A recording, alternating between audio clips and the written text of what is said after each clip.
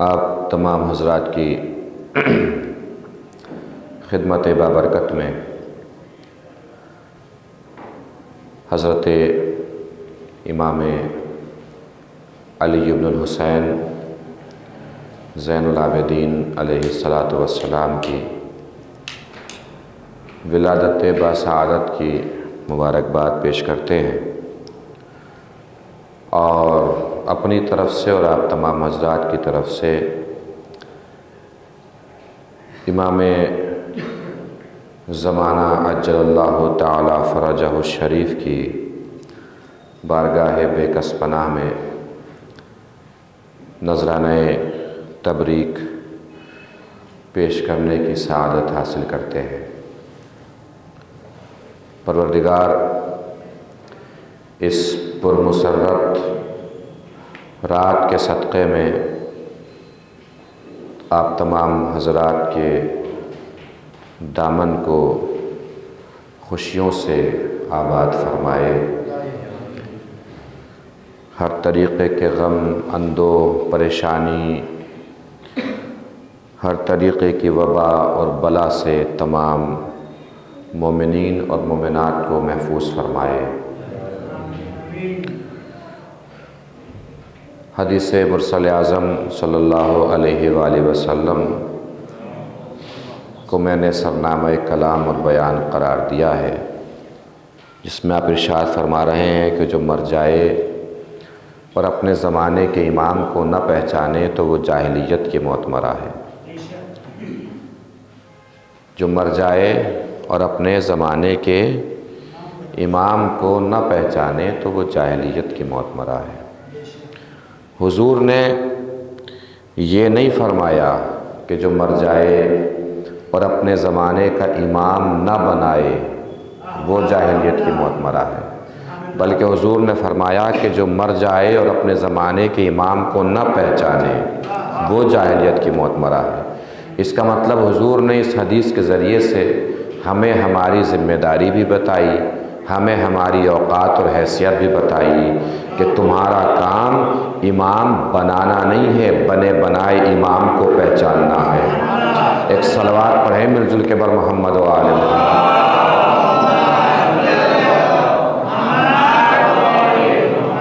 اور ایک دوسری جگہ حضور نے خود ہی وہ تمام امام کے اسماء گرامی بیان فرمائے کہ میرے بعد کون کون میری جگہ پہ خلیفہ ہوگا، میرا وصی ہوگا، کون امام ہوگا۔ حضور نے فرمایا ہے کہ میرے بعد 12 امام ہوں گے، سب کے سب قریش سے ہوں گے، اور ان سب کے نام بھی اسماء گرامی بھی حضور نے بتائے۔ آج جیسا کہ آپ کے علم میں ہے کہ چوتھے امام امام سجاد علیہ السلام کی ولادت کے موقع پر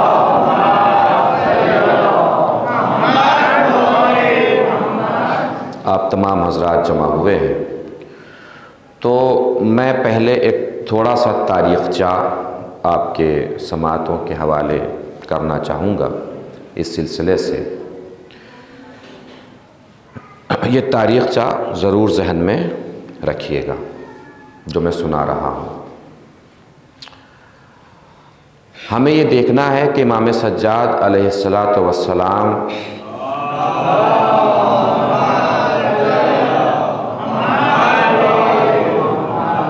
کی دعا، ان کے فرامین، ان کے صحیفے کے ذریعے سے عموماً ہم امام سجاد کو پہچانتے ہیں۔ میں آپ کے سامنے امام سجاد کی آج شجاعت پہچانواؤں گا، ان کی بہادری۔ شجاعت کو سمجھنے کے لیے سمجھنا ضروری ہے کہ امام سجاد کا میدان شجاعت کیا تھا۔ امام حسین میدان شجاعت کربلا ہے۔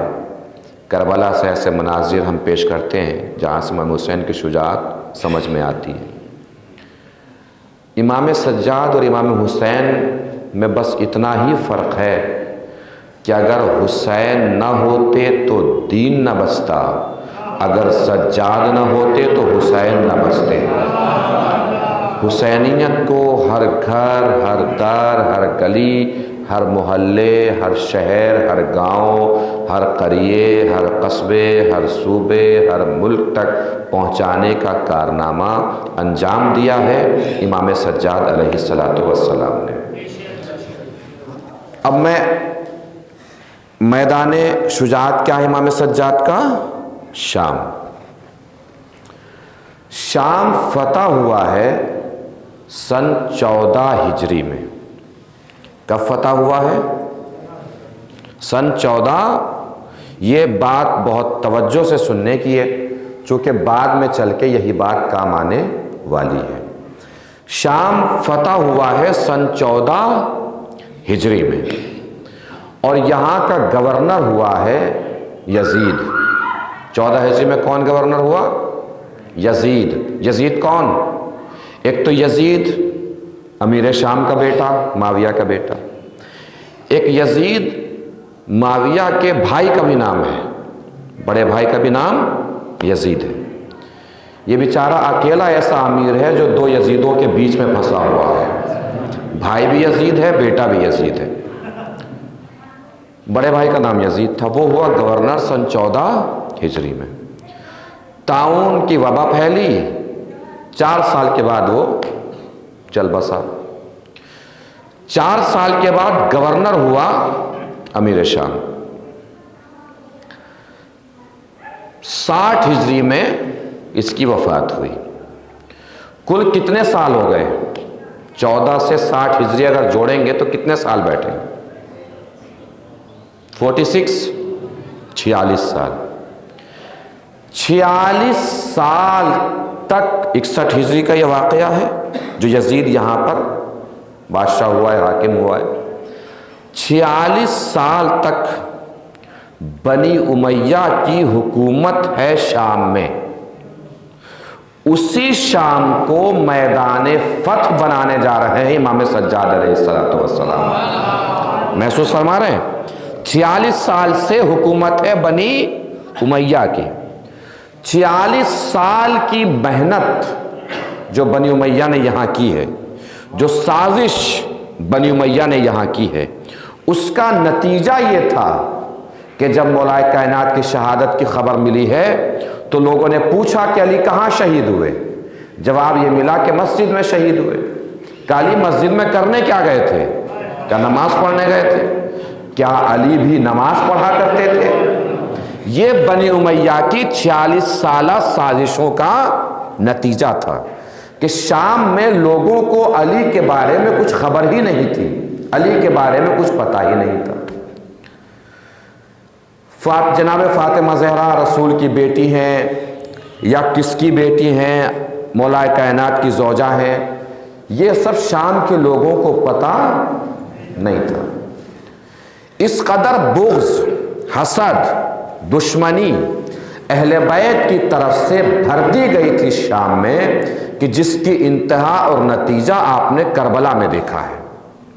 امام حسین نے جب سوال کیا وقت آخر کہ مجھے کس خطا کے سبب تم قتل کر رہے ہو؟ کیا میں نے تمہارا دین بدل دیا ہے؟ کیا میں نے کوئی قانون بدل دیا ہے؟ کیا میں نے قرآن کے احکام پر عمل نہیں کیا؟ کیا حلال کو حرام کر دیا یا حرام کو حلال کر دیا؟ تم کس وجہ سے مجھے قتل کر رہے ہو؟ تو جواب کیا ملا؟ بغضا لابیک، تمہارے باپ کی دشمنی میں ہم تمہیں مار رہے ہیں۔ یہ شام میں کس چیز کا نتیجہ تھا؟ 46 سال کی سازشوں کا نتیجہ تھا جو بنی امیہ نے بنی ہاشم کے خلاف وہاں انجام دی تھی۔ یہ ذہن میں رکھیے گا، دیباچہ سمجھ کے، تاریخچہ سمجھ کے، بعد میں یہی کام آنے والا ہے۔ اب امام سجاد اسی شام میں جا رہے ہیں۔ جب مدینے سے قافلہ چلا ہے تو امام حسین علیہ السلام کو لوگوں نے روکا ہے کہ مت جائیے۔ امام حسین نے سمجھا دیا کہ میرا جانا ضروری ہے، تو پھر لوگوں نے یہ کہا کہ کم سے کم اپنے بچوں کو لے کے مت جائیے، خواتین کو لے کے مت جائیے، جوانوں کو لے کے مت جائیے۔ امام حسین نے پورا قافلہ سجایا ہے، اس لیے کہ امام حسین کی نظر صرف کربلا پہ نہیں تھی۔ امام حسین یہ جانتے تھے کہ کربلا تک رک گئی تو ختم ہو جائے گی، کربلا کا شام تک پہنچنا ضروری تھا، اور اس شام تک کون لے کر جائے گا؟ جناب زینب اور امام سجاد۔ یہی وجہ ہے کہ آپ دیکھیں گے پورے سفر میں کہیں جناب ام کلثوم نے خطبہ دیا، کہیں جناب زینب نے خطبہ دیا، کہیں امام سجاد نے خطبہ دیا۔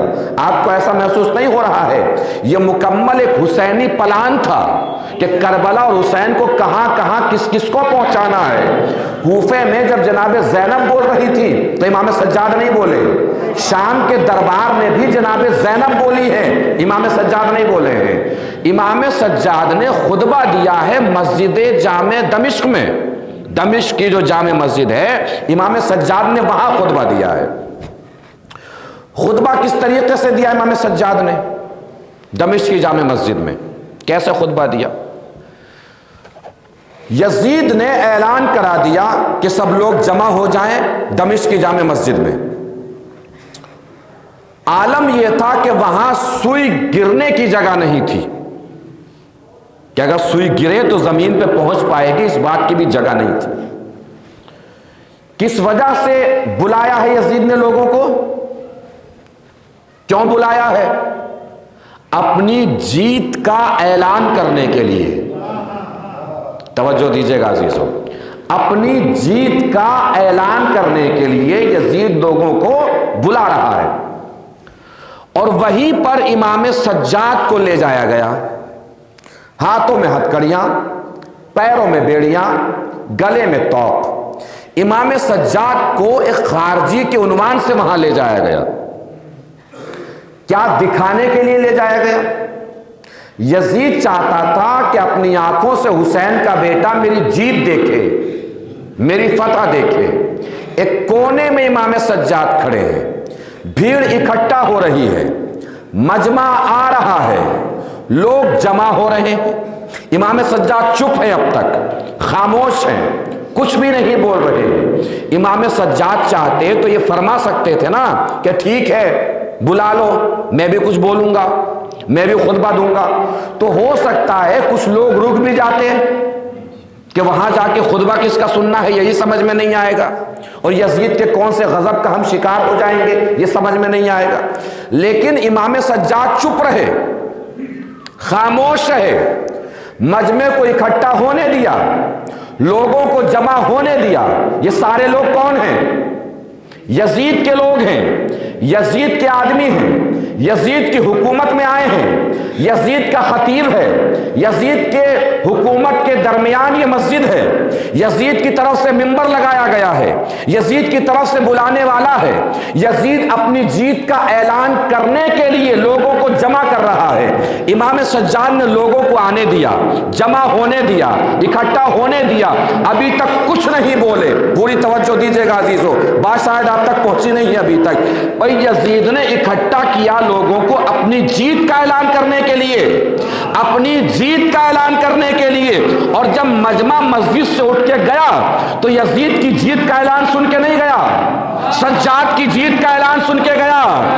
نہیں پہنچی بات؟ جو یزید کی بھیڑ کو غدیر کا میدان بنا دے اسے امام سجاد کہتے ہیں۔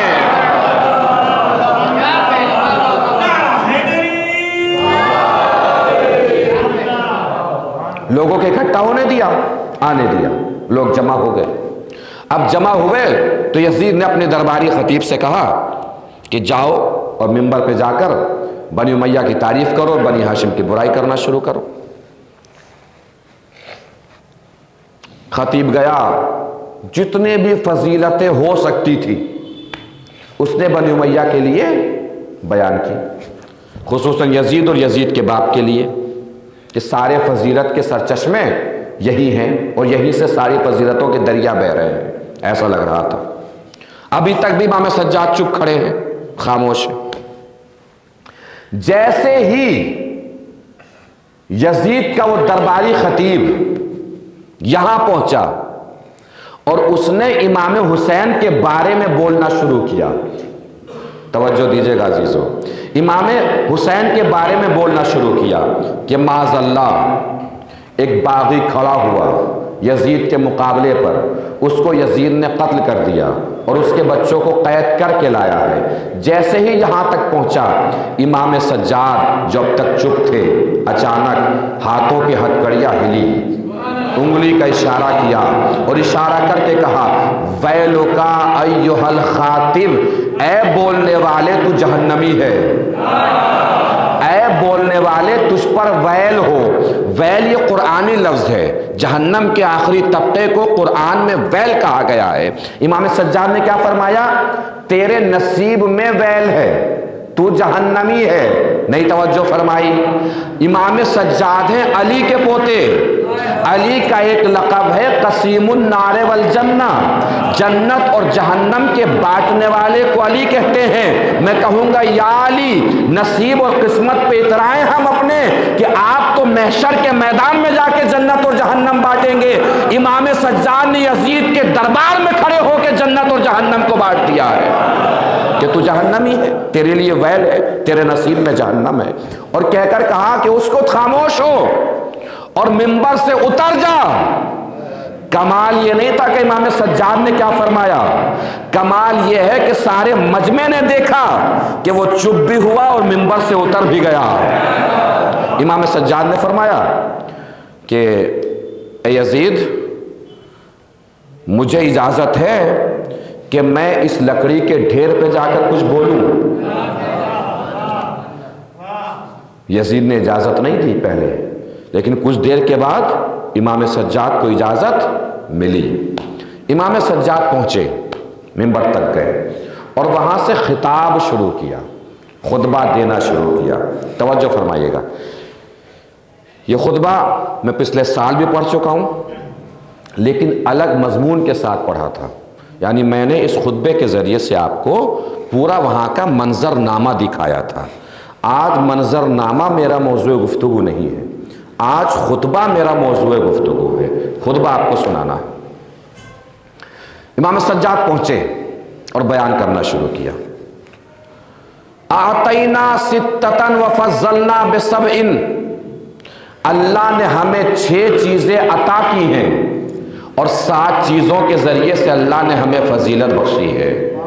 آتینا العلم والحلم والسخاوت والشجاعت والمحبت فی قلوب المؤمنین، اللہ نے ہمیں علم دیا ہے، حلم دیا ہے، سخاوت دی ہے، شجاعت دی ہے اور لوگوں کے دلوں میں ہماری محبت کو ڈالا ہے۔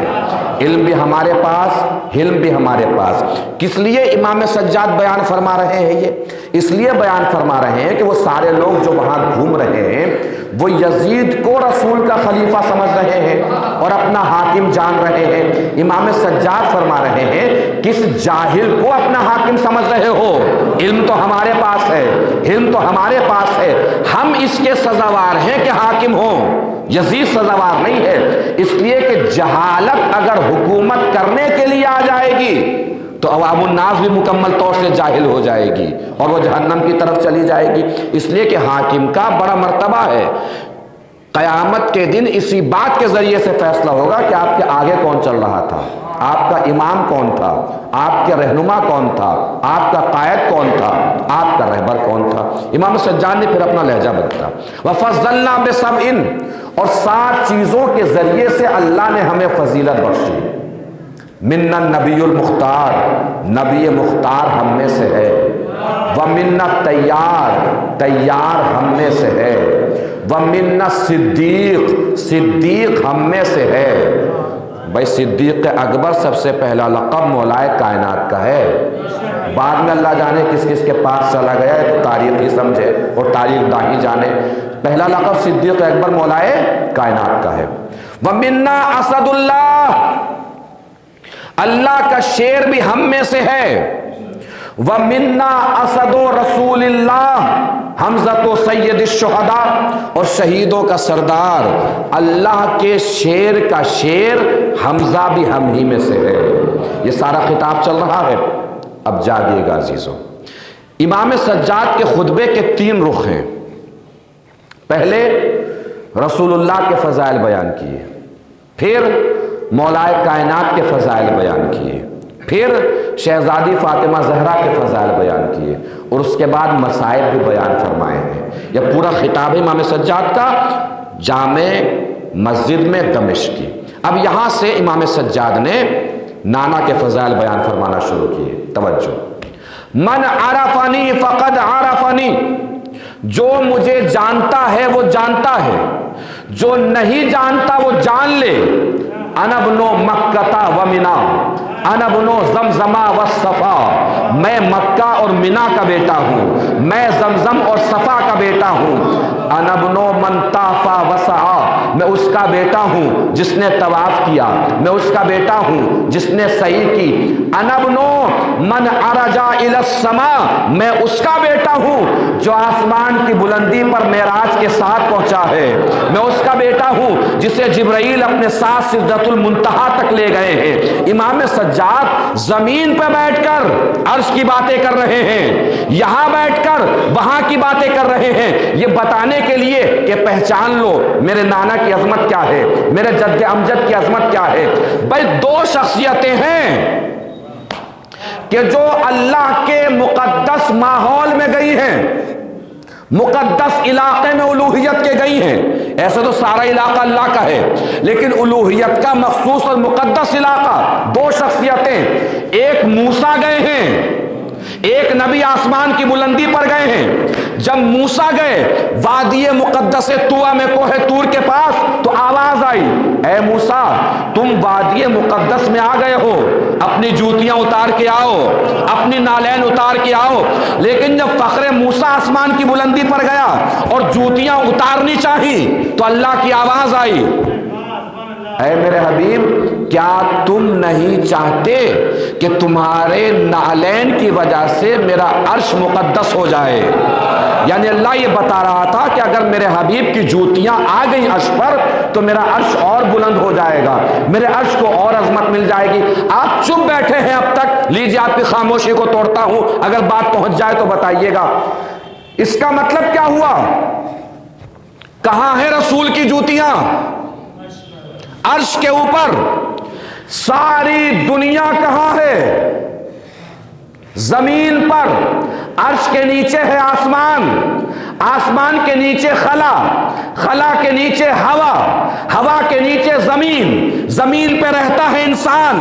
جوتیاں اوپر ہیں، انسان نیچے ہے، جوتیاں اوپر ہیں، انسان نیچے ہے، جوتیاں اوپر ہیں، انسان نیچے ہے۔ زندگی بھر رسول کی جوتیوں میں رہتا ہے، پھر بھی غیرت نہیں آتی کہتے ہوئے ہم رسول جیسے، رسول ہم جیسا۔ پوری زندگی جوتیوں میں رہتے ہو پھر بھی شرم نہیں آتی کہتے ہوئے۔ اب لیجئے میرے انداز سے سن لیجئے، میرے طریقے سے سن لیجئے۔ مولا کائنات کے خطاب سے یہ بات آشکار ہے جو میں عرض کرنے جا رہا ہوں۔ فاصلہ دیکھیے، سب سے پہلے ہے زمین۔ کیا ہے؟ زمین۔ زمین سے 700 سال کے نظر کے فاصلے پر ہے پہلا آسمان۔ پہلے آسمان سے 700 سال کے سفر کے فاصلے پر ہے دوسرا آسمان، پھر دوسرے آسمان کے اوپر تیسرا آسمان، پھر تیسرے آسمان کے اوپر چوتھا آسمان، پھر چوتھے آسمان کے اوپر پانچواں آسمان، پھر پانچویں آسمان کے اوپر چھٹا آسمان، پھر چھٹے آسمان کے اوپر ساتواں آسمان، ساتویں آسمان کے اوپر ہے خلا، خلا کے اوپر ہے بادل جس کا رنگ سرمئی ہے، جس کی مدت اور عرصہ اتنا ہے کہ جتنا زمین سے ساتواں آسمان ہے۔ اس بادل کے اوپر سدرۃ المنتہا ہے، سدرۃ المنتہا کے اوپر جنت المأوا ہے، جنت المأوا کے اوپر حجاب حمد ہے، حجاب حمد کے اوپر حجاب رفعت ہے، حجاب رفعت کے اوپر حجاب شوکت ہے، حجاب شوکت کے اوپر حجاب صبر ہے، حجاب صبر کے اوپر حجاب حیا ہے، حجاب حیا کے اوپر حجاب وفا ہے، حجاب وفا کے اوپر کرسی، کرسی کے اوپر عرش، عرش کے اوپر رسول کی جوتیاں، جوتیوں کے اوپر رسول کے ٹخنے، رسول کے ٹخنے کے اوپر رسول کی پنڈلیاں، رسول کی پنڈلیوں پر رسول کے زانو، رسول کے زانو پر رسول کے کاندھے۔ سوچو وہ کتنے بلند ہوں گے جن کو رسول نے اپنے کاندھے پہ سوار کرا لیا۔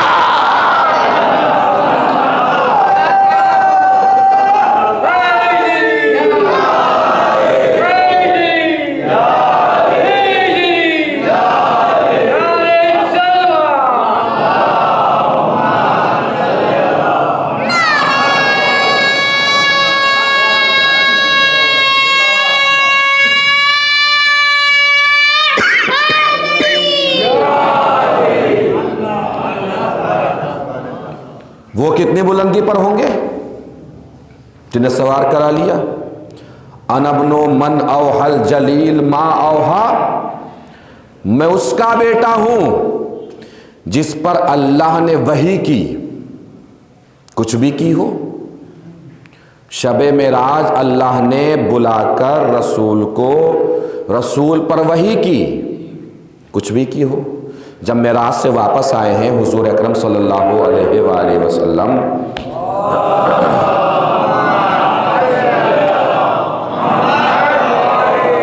تو سوال کرنے والے نے سوال کیا کہ یا رسول اللہ، اللہ نے آپ سے کس زبان میں بات کی، کس لہجے میں بات کی؟ جواب لکھا ہے اصول کافی میں، جو وہاں لکھا ہے وہی سنانے جا رہا ہوں، وہی پڑھنے جا رہا ہوں. کچھ اپنی طرف سے فن خطابت نہیں ہے، لیکن اس گزارش کے ساتھ کہ سن کر اگر دل میں ولایت علی کی ٹھنڈک کا احساس ہو تو آوازوں سے بھی پتہ چلنا چاہیے، اٹھے ہوئے ہاتھوں سے بھی پتہ چلنا چاہیے. کیا سوال کیا تھا؟ اللہ نے آپ سے کس لہجے میں بات کی، کس زبان میں بات کی؟ نبی نے پلٹ کے جواب میں فرمایا، جب میں پردے کے قریب پہنچا میں نے اللہ سے پوچھا، پروردگار کیا علی بھی یہی ہیں؟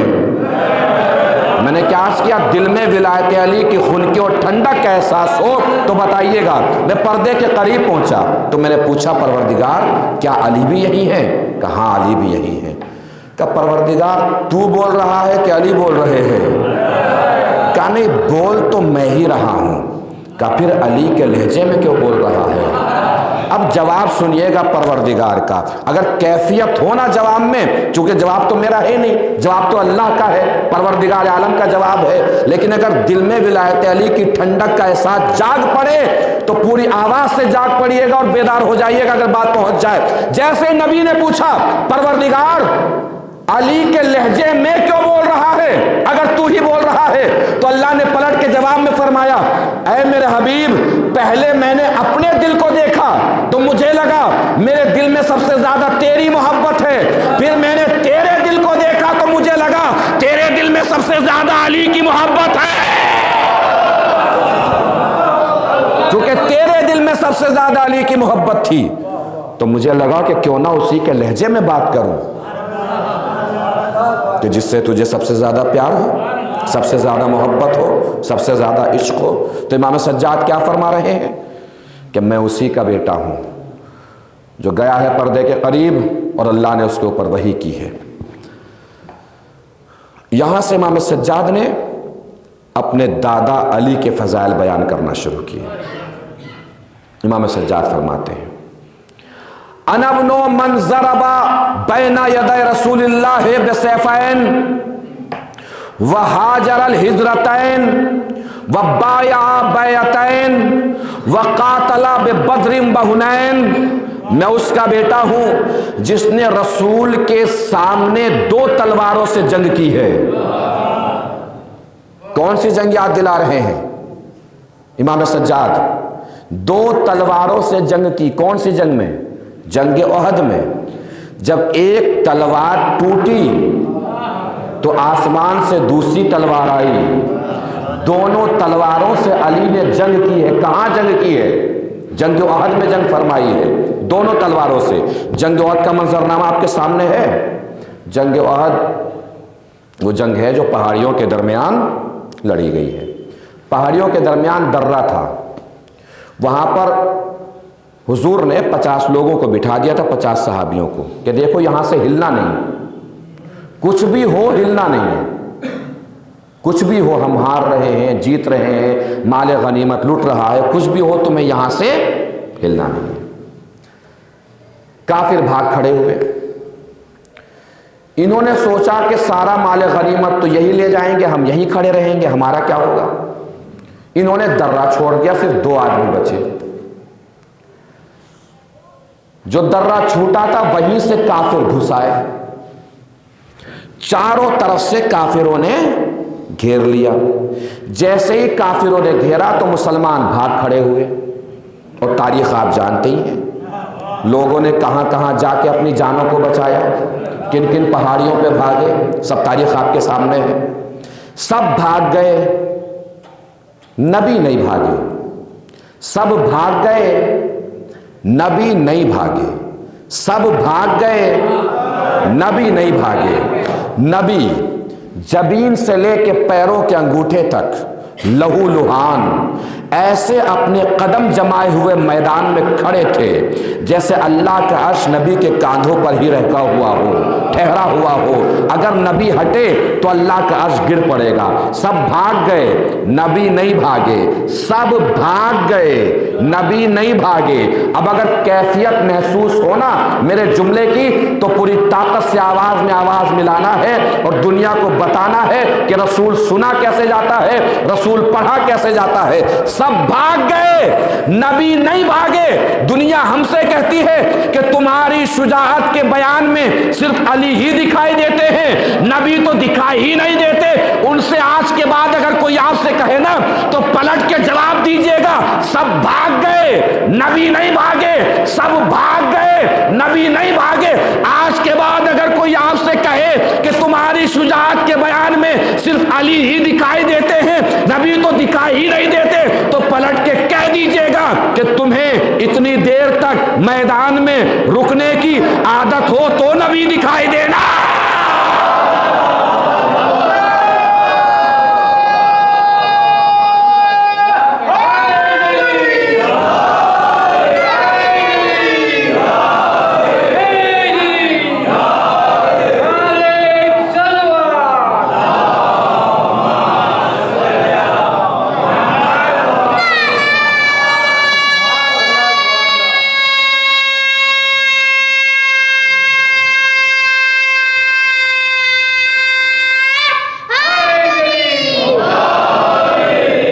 انا ابن من ضرب خراطیم الخلق حتی قالوا لا الہ الا اللہ۔ سنیے، پوتے کی زبان سے دادا کی شجاعت سنی ہوگی، خطیبوں سے، ذاکروں سے، شعر کہنے والوں سے، نظم پڑھنے والوں سے، ساتھیوں سے، بزرگوں سے، جوانوں سے۔ امام سجاد کی زبانی سنی علی کی شجاعت، تاریخ شجاعت امام سجاد بیان فرما رہے ہیں، اپنے دادا کی شجاعت بیان فرما رہے ہیں۔ انا ابن من ضرب خراطیم الخلق حتی قالوا لا الہ الا اللہ۔ خراطیم کہتے ہیں ہاتھی کی سونڈ کو، سونڈ ہوتی ہے نا، اسے کہتے ہیں خراطیم۔ امام سجاد فرماتے ہیں میں اس کا بیٹا ہوں کہ جو بہادر کافروں کی ناک کو رگڑتا رہتا تھا۔ نہیں، میرا جملہ نہیں ہے، امام سجاد کا جملہ ہے۔ اگر جملے کی کیفیت محسوس ہو تو بتائیے گا۔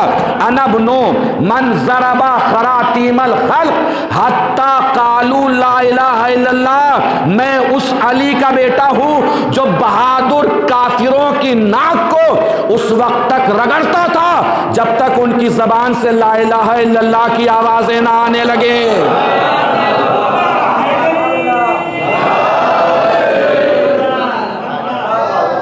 پہنچے یہ بات؟ ساری بات بیان کر کے امام سجاد نے فرمایا انا ابن فاطمہ الزہرا، میں فاطمہ زہرا کا بیٹا ہوں۔ اب گزشتہ سال کی تقریر سے میں تقریر کو ملا دے رہا ہوں، اور دیواچہ اور تاریخچہ جو بیان کیا ہے میں نے وہ ذہن میں ہو انشاءاللہ تو لطف دگنا ہو جائے گا اگر بات پہنچ گئی۔ امام سجاد نے جملہ کہ میں فاطمہ زہرا کا بیٹا ہوں اپنے چچا امام حسن کا لیا ہے۔ امام حسن اسی شام میں، دربار شام میں آئے تھے۔ یزید کے باپ نے پوچھ لیا کہ کچھ دوں گا تو رکھ لو گے؟ امام حسن نے فرمایا تھا تیرے پاس اپنا ہے ہی کیا؟ مسلمانوں کا مال جمع کر رکھا ہے، مسلمانوں کے امام کو دے گا۔ مال کا ڈھیر لگنے لگا، اتنا ڈھیر لگ گیا کہ ادھر کا آدمی ادھر نہیں دکھائی دے رہا ہے۔ امام حسن مسکرا رہے ہیں جیسے اس کی بیوقوفی پہ ہنس رہے ہوں۔ اس نے چڑ کے کہا کہ حسن میرا مال ختم نہیں ہوگا، میری دولت ختم نہیں ہوگی، اس لیے کہ میں ہندا کا بیٹا ہوں۔ اب جملہ بڑا عظیم ہے مگر منبر سے میں سمجھا بھی نہیں سکتا، بتا بھی نہیں سکتا۔ کیا کہا اس نے؟ میری دولت ختم نہیں ہوگی، میں ہندا کا بیٹا ہوں۔ تاریخ کہتی ہے کہ حسن نے چلنا چاہا، اسی دربار کے کسی غلام نے بڑھ کے حسن کی جوتیاں سیدھی کر دی، حسن نے سارا مال اسے دے دیا۔ اب اس نے گھبرا کے کہا حسن یہ کیا کیا؟ میری ساری دولت غلام کو دے دی۔ حسن نے مسکرا کے پلٹ کے جواب دیا، اب بتا کیا بول رہا تھا؟ تیری دولت ختم نہیں ہوگی تو ہندا کا بیٹا ہے، تو میری سخاوت ختم نہیں ہوگی، میں فاطمہ زہرا کا بیٹا ہوں۔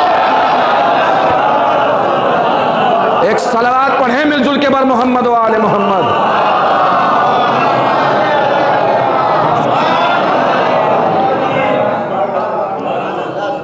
اب محسوس فرمائیے گا، جس کے لیے سمجھیے کہ یہ 45 منٹ تمہید تھی اس جملے کے لیے، امام سجاد کی عظمت کو اگر سمجھنا ہے۔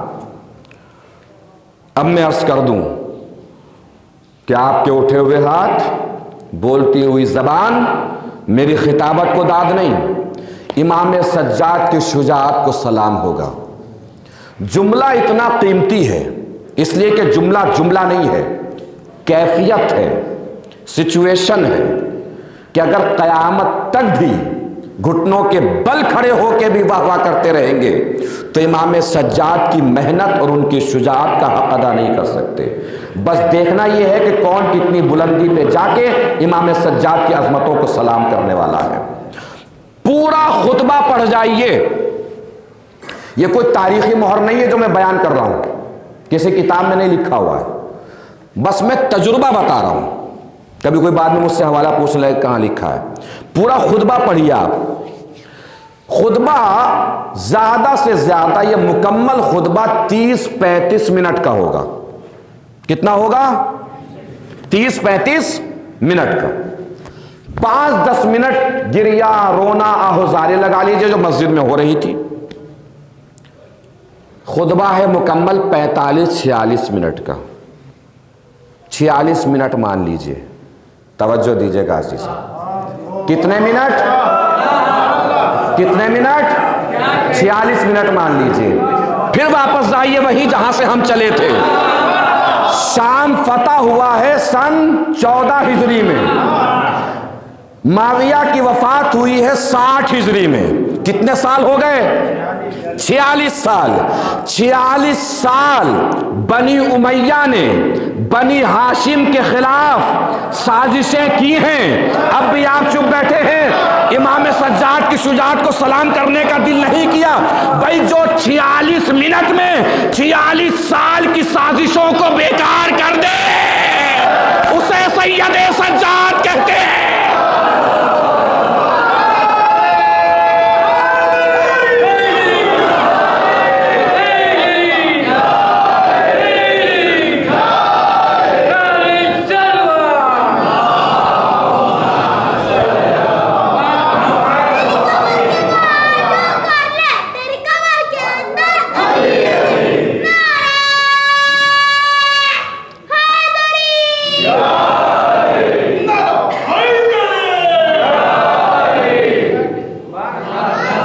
جو اپنے 46 منٹ سے بنی امیہ کی 46 سال کی محنتوں کو برباد کرے اس شخصیت کو امام سجاد کہتے ہیں۔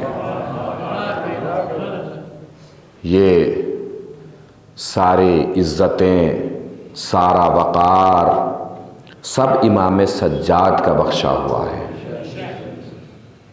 امام سجاد خود قید ہوئے مگر اسلام کو قید سے چھڑا لیا۔ ہتھکڑیاں، بیڑیاں، توق پہن کر امام سجاد شام سے جب پلٹے ہیں تو دنیا اب علی کو بھی جانتی ہے، حسین کو بھی جانتی ہے، فاطمہ کو بھی جانتی ہے، نبی کو بھی جانتی ہے، قرآن کو بھی جانتی ہے، اللہ کو بھی جانتی ہے۔ شام گئے ہیں اور سارے دین کو بچا کے لے کے آ گئے ہیں۔ اور ہو سکتا ہے کہ نانا کی تربت پہ جا کے کہا ہو، نانا آ گیا ہوں، دین بچا کے آیا ہوں، شریعت بچا کے آیا ہوں، اسلام بچا کے آیا ہوں۔ یہ عظمتیں ہیں امام سجاد علیہ الصلاۃ والسلام کی۔ پروردگار ہماری اس عبادت کو قبول فرمائے، ہمارے تذکرے کو قبول فرمائے، جو لوگ بھی یہاں شریک محفل ہوئے ہیں پروردگار سب کی شرکتوں کو قبول فرمائے، مومنین یا مومنات جو بھی تشریف لائے ہیں پروردگار سب کی تشریف آوری کو قبول فرمائے، جو بھی حضرات پریشان حال ان کی پریشانی کو دور فرمائے، پروردگار جو مقروض ان کے قرضوں کو ادا فرما، جو بغیر کسی خطا کے مقید ہیں انہیں قید سے رہائی دلا، جو بیمار ہیں انہیں شفاء کاملہ و عاجلہ عنایت فرما، پرچم اسلام کو سر بلند فرما، پرچم کفر و نفاق کو سر نگو فرما، مقامات مقدسہ کی حفاظت فرما، علماء کرام کی حفاظت فرما، مراجع کرام کی حفاظت فرما، امام آخر کے ظہور میں تعجیل فرما، اور ہم سب کو اس قابل بنا کے بعد ظہور ہم امام کے انصار و اعوان میں شریک ہو سکیں۔ بسم اللہ الرحمن الرحیم۔ اللہم کل ولیک الحجۃ ابن الحسن صلواتک علیہ وعلی آبائہ فی ہذہ الساعۃ وفی کل الساعۃ ولیا وحافظا وقائدا وناصرا ودلیلا وعینا حتی تسکنہ ارضک طوعا وتمتعہ فیہا طویلا۔